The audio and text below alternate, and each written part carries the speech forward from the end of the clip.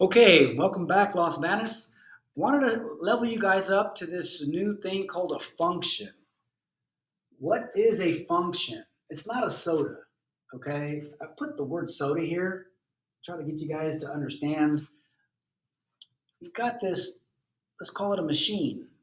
And the machine is like a soda machine. You guys have seen those vending machines where you put something in it, put some money in the machine, and then the soda comes out? That's kind of what a function is. It's not a machine though. The machine is a math problem. So you have this math problem called y equals 2x minus 3. And that math problem is asking you to do two things. So to be able to do this math, you need to be able to add and multiply your negatives, because we'll get down here with these negatives. So if you guys don't remember how to multiply your negatives and add your negatives, you're going to want to go back to those other videos where I taught you already how to add and multiply your negatives, okay? So we got a math problem, y equals 2x minus 3. Let me write it over here.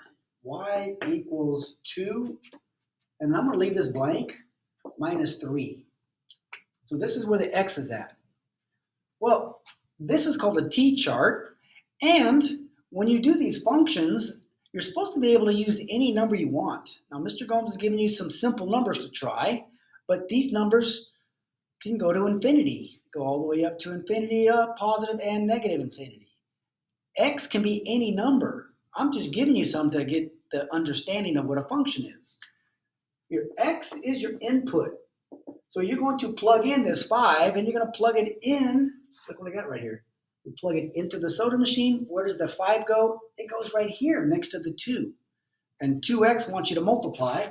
And so let me change color so that you can see that this 5 is now here. And now you need to remember your order of operations. What are you going to do first? 5 minus 3 or 2 times 5? Well, you should multiply always before you subtract. Unless it's in parentheses, but it's not. It's just 2 times 5, which is 10. And 10 minus 3 is what y equals. Y equals 7. There's your first function. You just took the number 5 and you put it into the math problem, and you multiplied and got 10, and you subtracted 3 and out came 7. Now later we're going to start graphing these, and you're going to see that this function, this guy right here, is a linear function. It creates a straight line on graph paper, but let's not do the graphing right now because kids always like make the graphing too hard, but I'm going to try to ease you guys into the graphing. Let's try the next input, the next number we put into the soda machine. We're going to put 4, and we're going to put the 4 right here. Let me get rid of that. I should just rewrite it. Y equals 2 times 4 minus 3. 2 times 4, 8. 8 minus 3 is what y equals. So when 4 goes in, you get 8 minus 3, which is 5. That's the next output. Now, we're just going to go a little faster now. Plug in the 3. 3 times 2, 6. 6 minus 3 is 3.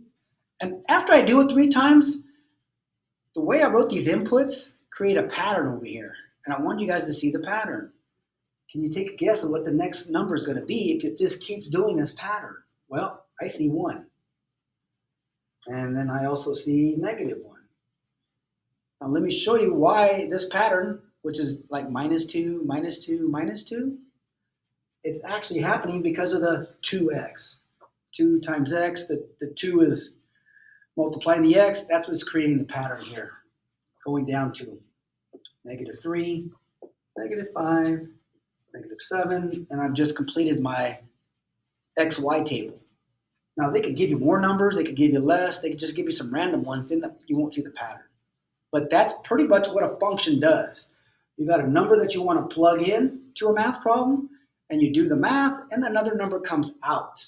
And they call that the output. So let's try some practice problems here in a little bit, but I'm going to go ahead and shut the video down for now, and we'll have some practice problems on the next one. I hope this made sense. I'll put another one together so that we can practice again. All right. Good job.